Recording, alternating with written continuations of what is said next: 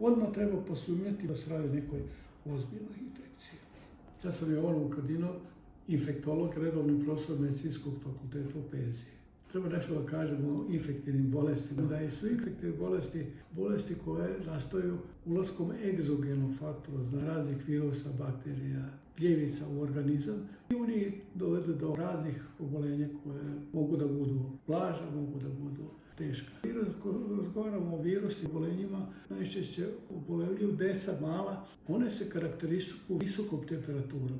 To roditelje vrlo brzo i zabrine da se neće nešto ozbiljnije dešavati. Obično te virusne infekcije su blage, kratkog trajne i ne zahtevaju nikakve antibiotske terapije. Može da se desi kod starih ljudi da uopšte nemaju temperaturu, a da se radi o teškim sepsama i teškim bakterijskim infekcijama.